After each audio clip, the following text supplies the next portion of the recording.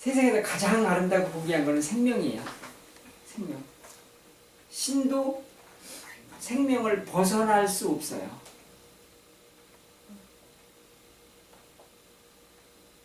신이 살아있다고 하죠. 살아있는 신이라고 해요. 어떤 신을 믿든 지가 믿는 신은 살아있는 신이라고 해요. 살아있다는 얘기는 생명이 있다는 얘기예요. 죽어있다는 얘기는 생명이 없다는 얘기예요. 그래서 모든 것, 세상의 모든 것을 다 합쳐놔도 생명보다 더 소중하고 귀중한 건 없다. 제가 자신있게 말씀드리는 거, 명확하게 말씀드리는 거 한 말씀이 그거예요. 생명보다 위에 있는 신은 있을 수 없다. 생명보다 아래에 있는 인간도 있을 수 없다. 가장 소중하고 귀중하고 고귀한 것은 생명일 뿐이다. 생명보다 위에 있는 신이 있다면 그 신은 가짜신이다. 네가 만들어 놓은 네 생각의 신일 뿐이지 생각을 벗어나서 신은 존재할 수 없다.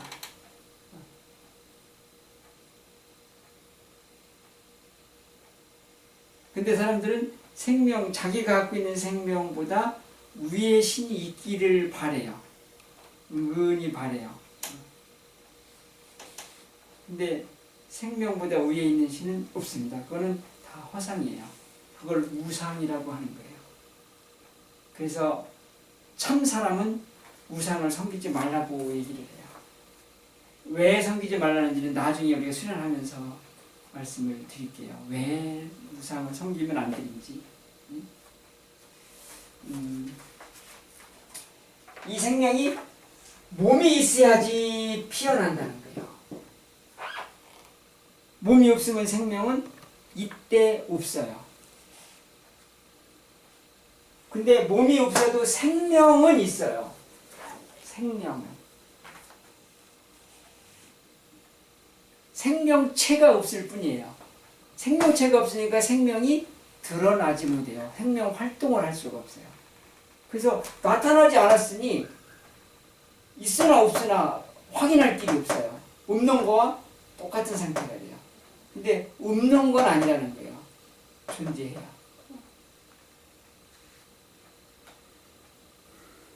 이런 예를 나는 이렇게 예를 들어요. 이렇게.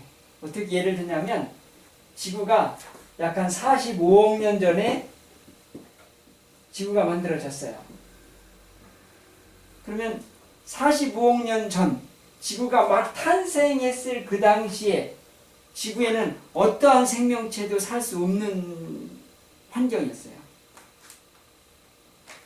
동의하시죠? 네. 동의하세요? 네. 지구가 탄생할 때 그 당시에는 이 지구에는 어떠한 생명체도 존재할 수 없는 환경이었다는 거예요. 어떠한 생명체도 존재할 수 없는 환경이기 때문에 이 안에는 생명 활동을 하는 게 아무것도 없었어요. 이게 생명이 없다라고 얘기를 할 수가 있었다는 거예요. 근데 이게 세월이 흘렀어요. 한 10억 년 전. 생명이 드러나요. 생명체로 드러나요. 생명체로 드러나서 생명 활동을 해요. 생명이 있어요. 자, 얘가 환경이 바뀌었어요. 환경이. 생명체가 살 수 있는 환경이. 지금은 이 지구는 땅 속에도 하늘 위에도 물 속에도 온통 막 생명천지예요. 모든 생명천지. 우리가 눈에 보이는 생명, 눈에 보이지 않는 생명체를 비롯해서 막 욱실욱실해요. 막 정말 생명 덩어리예요. 근데 또 거꾸로 이게 또 조건이 싹 바뀌고 생명체가 드러날 수 없는 조건이 된다면 생명체는 없어져 갈 거는 얘기예요.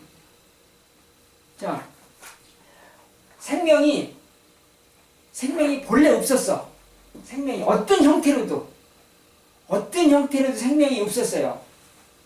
그런데 생명체가 나타날 수 있는 환경이 됐다고 해서 원래 생명이 없었다면 나타날 수 있을까요? 없을까요? 어떤 형태로도 존재하지 않아.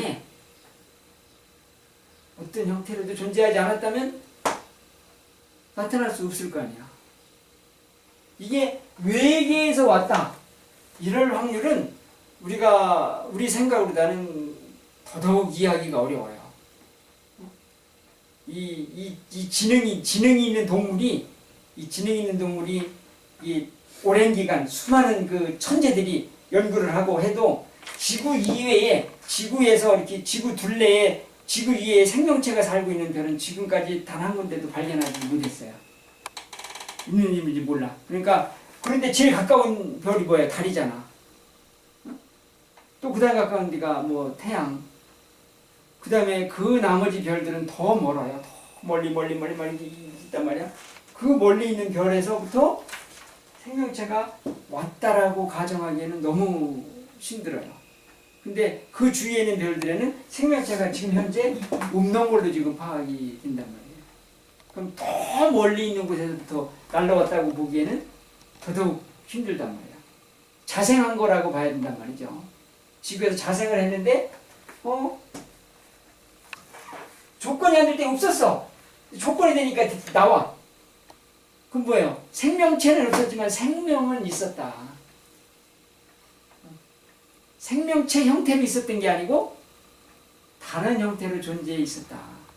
그러다가 생명체가 드러날 수 있으니까 생명은 생명체를 드러내서 생명활동을 하는 거예요. 그래서 저는 생명이 내가 느끼는 영역에만 있지 않다. 느끼지 않는 영역에 생명은 있다. 그거를 신이라고 말을 하든 순수시여 말을 하든 그건 네 자유다. 그 용어를 가지고 난 시비를 걸고 싶은 생각은 없어요. 생명이라는 존재는 이렇게 있어요. 자, 그런데 이 생명이 드러나서 피어나기 위해서는 반드시 몸이 필요하다. 그죠? 몸이 필요한데 이 몸에서 생명 에너지가 피어나는 건 이렇게 전기신으로 이렇게 드러나요.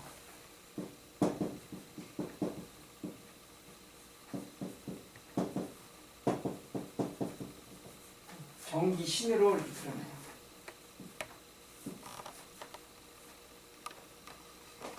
그러니까 이 정은 생명의 뿌리예요. 몸이 있어서 생명이 드러난단 말이에요. 그래서 이 몸을 바탕으로 피어나요. 몸을 움직이는 하나의 에너지체라고 볼 수가 있어요. 이 기는 마음작용을 주관해요. 마음작용을 주관하고 생명을 이렇게 활성화시켜요. 그리고 얘는 신, 생명의 꽃이고 생명의 근원이기도 해요. 의식작용으로 이렇게 표현이 돼요. 이렇게 전기신으로 내 몸에서 피어나요. 생명이.